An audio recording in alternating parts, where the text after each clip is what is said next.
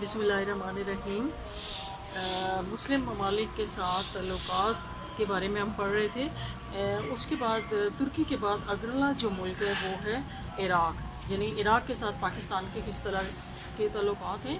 तो सबसे पहले आप लिखेंगे इब्तदाई ताल्लुकात, यानी जब से शुरू से आगाज़ में किस तरह के ताल्लुकात थे या वो कैसे थे। तो इराक़ सल्तनत उस्मान का एक सूबा था। उस्मानिया सल्तनत जो थी उस्मानी, उसका एक सूबा था। पहली जंग अज़ीम के दौरान हिजाज़ के अरब गवर्नर ने तुर्कों के ख़िलाफ़ अरबों की बगावत, यानी अरबों ने जो तुर्कों के ख़िलाफ़ बगावत की थी, तो उसने उसमें अरबों का साथ दिया, यानी अरबों का साथ दिया तुर्की के ख़िलाफ़ बगावत में।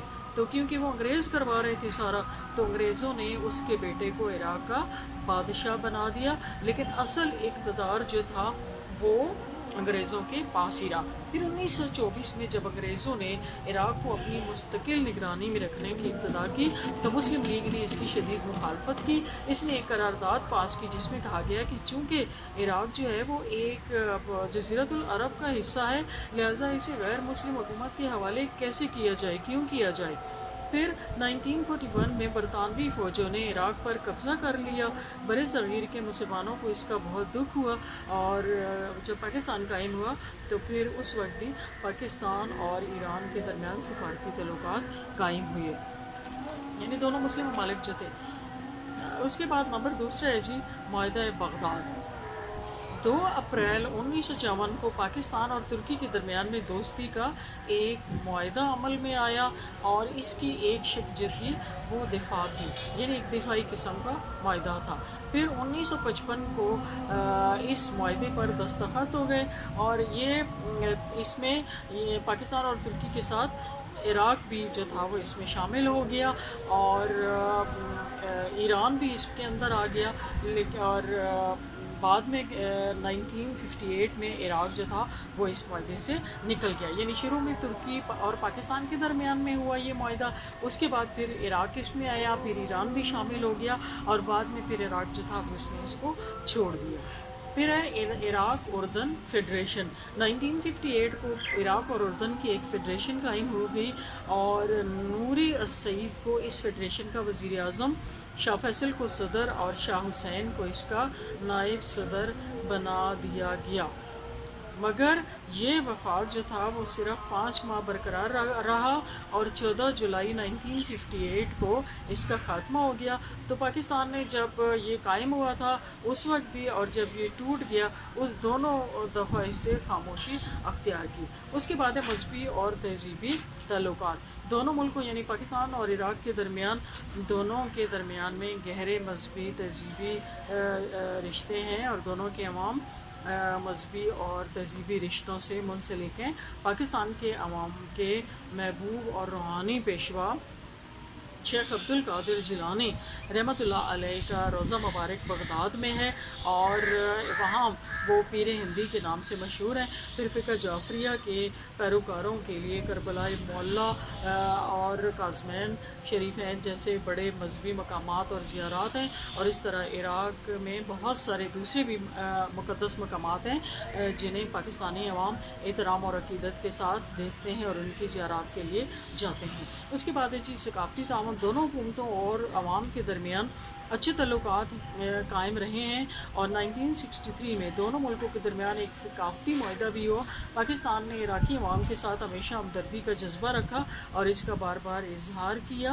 1966 में इराक़ में जब हैज़ा की वबा फूटी, तो पाकिस्तान से एक मेडिकल मिशन ने इराक़ का दौरा किया और इराक़ को ज़रूरी अद्वियात फ़राहम की। उसके बाद है कि इराक़ और इसराइल जंग, हेडिंग आपने लिखना है इराक़ इसराइल जंग और पाकिस्तान का किरदार, कि जब इराक़ और इसराइल के दरमियान में जंग हुई और इसराइल ने इराक़ के एटमी तंसीबात को तबाह किया, तो पाकिस्तान ने इसकी शदीद मज़म्मत की। उसके बाद है इराक़ और ईरान जंग। 1980 में इराक़ और ईरान के दरमियान लड़ाई शुरू हो गई। دو برادر اسلامی ملکوں کے درمیان خون خرابہ ہوا تو اس پر پاکستان نے بڑے دکھ اور افسوس کا اظہار کیا، اس لیے اس نے دونوں ملکوں کے درمیان جنگ بندی کرانے کے لیے کوشش کی اور عراق نے اس کی اس کوشش کو سراہا۔ پاکستان کے صدر جنرل ضیاء الحق نے عراق اور ایران سے اپیل کی کہ رمضان المبارک کے تقدس کی خاطر ایک ماہ کے لیے جنگ بندی کر لیں، اور اس پر عراق نے لبیک کہا۔ اگلا ہیڈنگ آپ لکھیں جی کہ ایران اور عراق کے درمیان صلح۔ تیسری اسلامی سربراہی کانفرنس جو سعودی عرب کے شہر طائف میں منعقد ہوئی تھی، اس میں عراق اور ایران کے درمیان صلح کرانے کے لیے مسلم امہ نے ایک کمیٹی قائم کی اور پاکستان کے صدر ضیاء الحق اس میں پیش تھے۔ اگلا ہیڈنگ ہے جی 9واں عراق کویت جنگ۔ عراق ایران جنگ 1998 میں ختم ہوئی تو عراق $65 بلین کا مقروض ہو چکا تھا۔ اس قرضے سے عہدہ برا ہونے کے لیے کویت اور سعودی عرب نے مدد کی۔ 6 مئی 1990 کو عرب سربراہی کانفرنس بغداد میں منعقد ہوئی اور اس کانفرنس میں عرب اتحاد کو فروغ دینے پر زور دیا گیا۔ عرب اتحاد کی تخم ریزی ہونے سے قبل ہی سید صدام حسین نے 1990 کو کویت پر فوجی کارروائی کر کے چند گھنٹوں میں پورے کویت کو اپنی گرفت میں لے لیا۔ مصر کے صدر حسنی مبارک نے صورتحال سے نپٹنے کے لیے عرب ممالک کے سربراہوں کی جدہ میں کانفرنس بلائی لیکن وہ بری طرح ناکام ہو گئی۔ اس کے بعد اگلا پوائنٹ ہے اتحادیوں کی عراق پر جارحیت، یعنی سلامتی کونسل نے 15 جنوری 1991 کو عراق کو کویت خالی کرنے کا الٹیمیٹم دے دیا، لیکن سید صدام حسین اپنی ضد پر اڑا رہا، چنانچہ دنیا کے 20 ممالک نے اپنی 7 لاکھ فوج عراق کے خلاف فوجی کارروائی میں حصہ لینے کے لیے بھیج دی۔ صدر صدام حسین کا جو قدم تھا وہ بھی ٹھیک تھا، وہ ایک نڈر جرنیل تھے اور بہت بہادر مسلمان تھے، لیکن وہ غیر مسلموں کے جو ناپاک ارادے ہیں ان سے ناواقف تھے۔ یہاں پر آ کے ان سے تھوڑی سی مسٹیک ہو گئی اور اس کا فائدہ اٹھانے کے لیے کیا کیا انہوں نے کہ 20 ممالک اکٹھے ہو گئے اور 7 لاکھ کی فوج انہوں نے عراق میں اتاری اور جس نے عراق پر اندھا دھند بمباری شروع کر دی۔ اس صورتحال سے دنیا اسلام کے مقدس مقامات حرمین شریفین کو بھی خطرہ لاحق ہو گیا، چنانچہ پاکستان نے اپنی 11,000 سپاہ مقام مقدسہ کی حفاظت کے لیے سعودی کمان کے حوالے کر دی، یعنی پاکستان نے یہاں سے مقام حرمین شریفین کی حفاظت کے لیے اپنی فوج 11,000 بھیجی۔ پاکستان کے وزیر اعظم نواز شریف نے جان کی پرواہ کیے بغیر بموں اور میزائلوں کی بارش میں عرب دنیا کا دورہ کیا اور عراق کو کویت آزاد کرنے کا اعلان کرنے کو کہا کہ تاکہ یہ سارا فساد ختم ہو جائے۔ انہوں نے جس کو ایک بنایا ہوا ہے، یعنی ایک مسئلہ بنایا ہوا ہے، بہانہ بنایا ہوا ہے، لیکن عراق نے ایسا کرنے سے انکار کر دیا۔ 1 ماہ کے اندر اتحادیوں نے عراق کو گھٹنے ٹیکنے پر مجبور کر دیا اور 20 مارچ 1991 کو عراق نے کویت پر اپنا قبضہ ختم کرنے کا اعلان کر دیا۔ 3 اپریل کو سلامتی کونسل نے جنگ بندی کی قرارداد منظور کی۔ جنگ بندی ہو گئی مگر امریکہ نے مستقل عرب دنیا میں ڈیرے جما لیے اور پروپیگنڈا یہ شروع کیا کہ عراق کے پاس مولک ہتھیار ہیں، چنانچہ انہوں نے عراق کا چپا چپا چھاننا شروع کر دیا اور پے در پے اس پر حملے کرنے شروع کر دیے۔